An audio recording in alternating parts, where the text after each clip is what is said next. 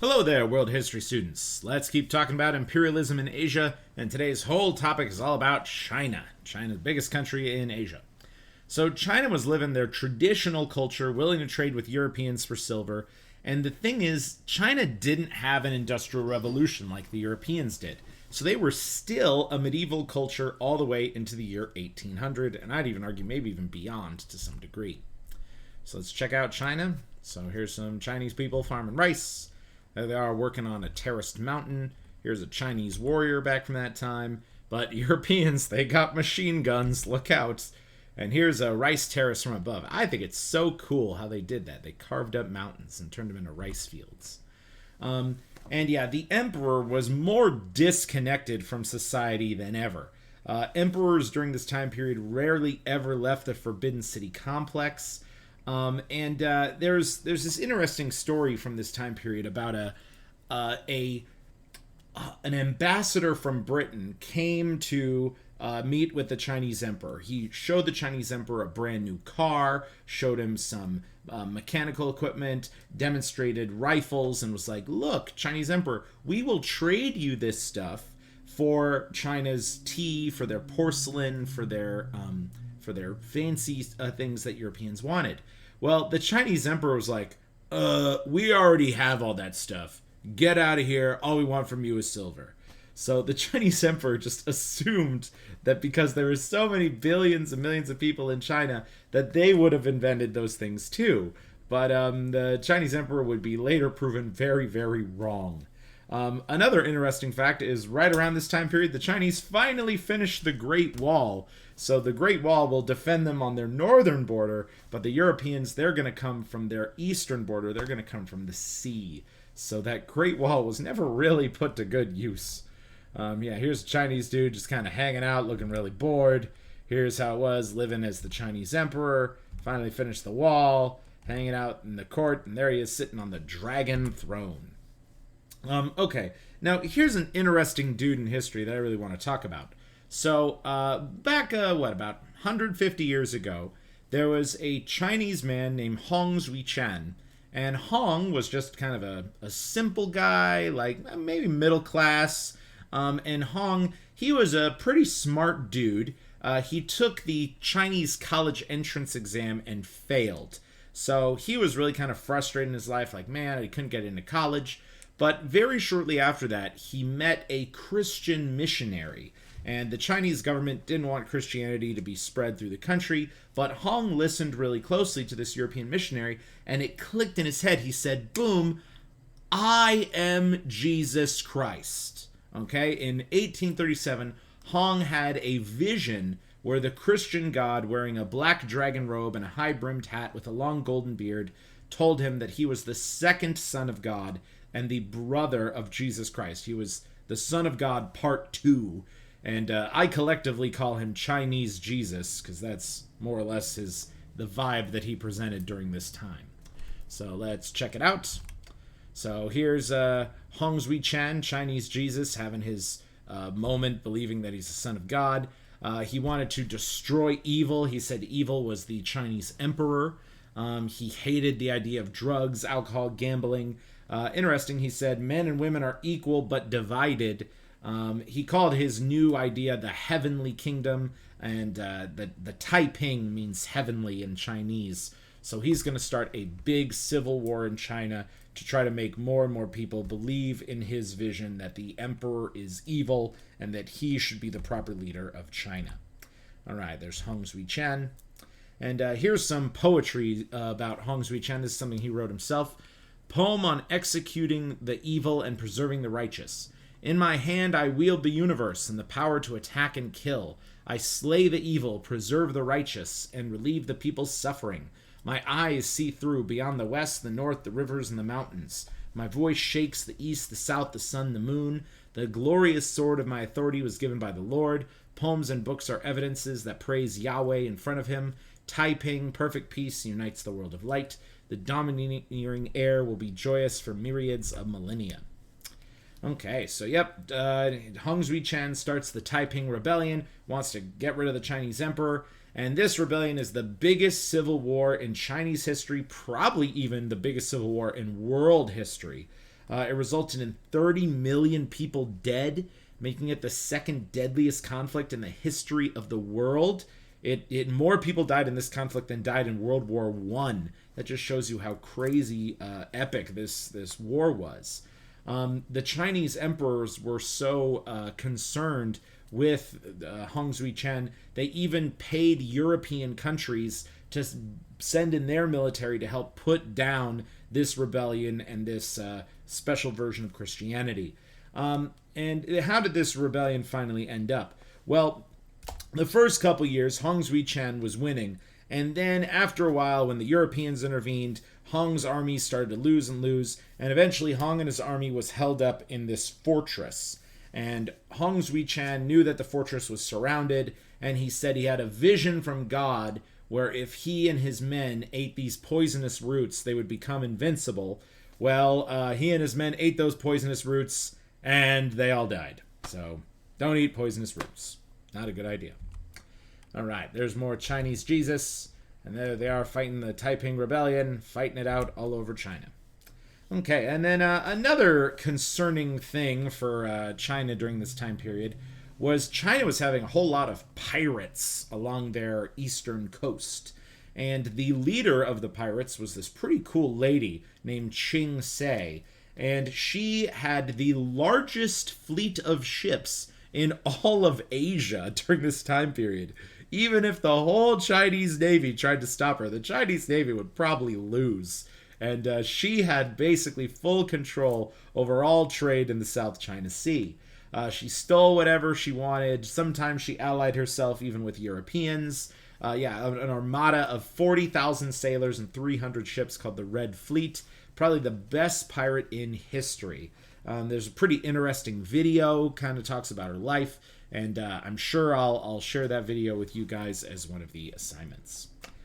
Okay, so there's the Red Fleet fighting it out in the seas of China, and there's Qing Sei dueling with some dude. There's the Red Flag Fleet and a Chinese junk ship. Here's all of her ships together. It's pretty impressive. They've got a giraffe on the ship. That's kind of cool. And there's Qing Sei when she's super old. Okay, so, and the reason why I'm bringing up these points about Chinese Jesus and Qing Sei is because they were showing the world how weak the Chinese government was, that they were having the civil war, that piracy was all over their coast. So Europeans decided to take even more advantage of China. And the way that the Europeans decided to do it was by selling the Chinese people drugs. And the drug of choice during this time period was opium. Opium is made out of the same stuff that today's heroin is made out of.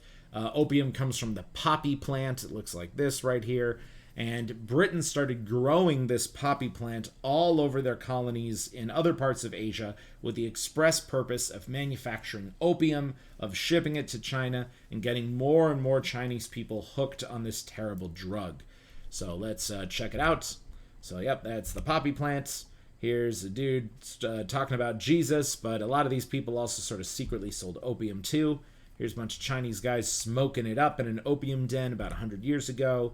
There they all getting high on opium, more opium, and you guessed it, it's opium. Okay, so, Chinese citizens became increasingly addicted. Eventually, 50 million Chinese people became daily drug users. And almost all of the opium going into China was managed by British merchants. So these British drug dealers are making unbelievable amounts of money. And this is back in, the 1850s, 1860s. They were making money equal to the entire global drug market today. So all the money of all the drugs that are sold all over the world, Britain had that 150 years ago. So it was a huge, huge lucrative market to get half the men in China addicted to drugs. And now, what does opium do to you? Opium ultimately turns you into a human slug. Okay, your brain starts to have abscesses in it. Your lungs start to get weaker. You can get infected veins. There's a lot like this. This has all the terrible things that happen to your body when you use opium. You just kind of become this wasted person. And yeah, they're just exporting in just, how many of this? One chest equals 140 pounds. So Yeah, they're bringing in tons and tons of opium every single year during this period. More Chinese guys just wasting away getting this terrible drug. So, the Chinese emperor realizes that drug use is rampant in his country. He tries to pass laws to stop it, but he soon recognizes that the Europeans are the ones who are bringing it in. So, the Chinese government tries to stop all trade with Europe and tries to restrict these opium ships from coming in. But then the Europeans respond by declaring war on China. They say, we're making so much money selling drugs in your country, we're going to fight you and force you to let us sell drugs. So the British government went to war with China. This is called the Opium War. I think there were technically 3 opium wars, but they all ended the same way, where the European powers sent in these big fancy ships. The Chinese tried to fight, but they did not have the technology. And so the better guns and the better cannons and the better equipment just dismantled the Chinese resistance, and Europeans continued to sell drugs in China well into the next century. So, pretty messed up stuff. All right, there they are blowing up ships in the Opium War, fighting it out in the Opium Wars. It was rough. Okay, so yep, the British won. China agreed to open all of their markets to the Europeans, and Queen Victoria of England, who was Queen of England at this time, is the most successful drug dealer in the history of the world, making as much money as the entire global drug market combined. So there's Queen Victoria right there. There she is getting rich. And there they are bringing in more and more drugs into China. Pretty crazy.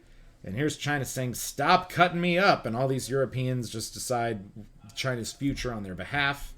And here they are fighting over this weakened Chinese dragon who's addicted to drugs. And they are just shoving opium in a Chinese dude's mouth. And yep, China's such a big country, Britain knew it couldn't control it all. So Britain actually asked other European powers and Japan to come in and kind of each have their own zone of influence over China. And China had no say in any of this. So there were also some really messed up things happening in China and India towards women during this time that Europeans made illegal. I want to bring up these points just to say that imperialism wasn't 100% bad. I think there were some good things that happened when Europeans kind of took over these lands and changed some aspects of the culture. I think it was more bad than good, but at least I'll bring up these as counterpoints. So the first thing is foot binding. Foot binding is a pretty terrible thing that was happening in China's culture about 150 years ago. In China, there was this belief that if women had smaller feet, they would be more accessible to marriage from a higher status family. They'd be more desirable. That's the word I wanted to say. So Chinese girls were all encouraged to practice foot binding. And it was basically about half of all Chinese women did this during this time period. What is foot binding? Well, it's from a young age, a girl would get her feet broken repeatedly to such a point where her foot would grow in a deformed way, where her foot would be as tiny, as compacted as possible.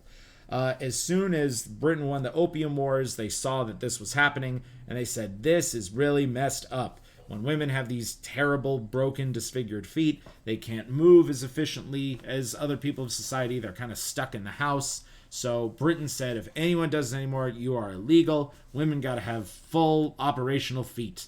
And yeah, why did the Chinese encourage this? They said it was just a symbol of being accessible to the upper class. I think it's pretty gross and pretty painful, but it doesn't happen in China anymore, thankfully. So that's what a bound foot looks like. Ugh, terrible. Here they are, just showing you what the bound feet look like from the bottom. And yeah, they would just repeatedly break the feet again and again and again and constantly wrap them so that as a girl went through her life, her foot just never grew in the correct way. Ugh, gross. 3-inch shoes. And then, yep, that's a woman with bound feet. And ugh, super bad. Okay, another really messed up thing that was happening during this time period was in India, it was culturally expected that when a husband died, his wife should commit suicide and join him in death. This was known as sati, or Indian wife burning. And the really screwed up thing about this is if a wife died and the husband was still around, well, then the husband could just remarry.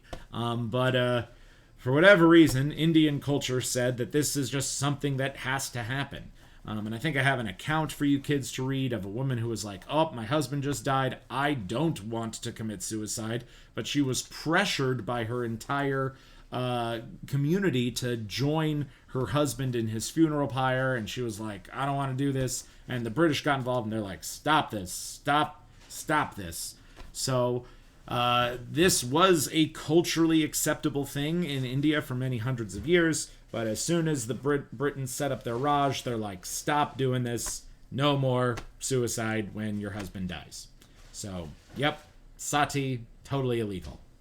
But not before Europeans showed up. So, yep, here's a funeral pyre. And then there's like this idea, this dead husband, and the wife joins him in the fire. And there's Lady jumping in. And it's super messed up that this was just culturally expected to happen during this time period. Okay, so 50 years after being occupied by Europeans and having drugs forced on them and having no say in who controls their own country, a bunch of Chinese citizens decided that they were so mad at this European overlord, or these European overlords, they created their own resistance movement. And this resistance movement was collectively called the Boxers. The Boxers have nothing to do with, like, punching people in a boxing ring. They're just called the Boxers. They used all kinds of weapons, and they did sort of terrorist actions against Europeans who were in China.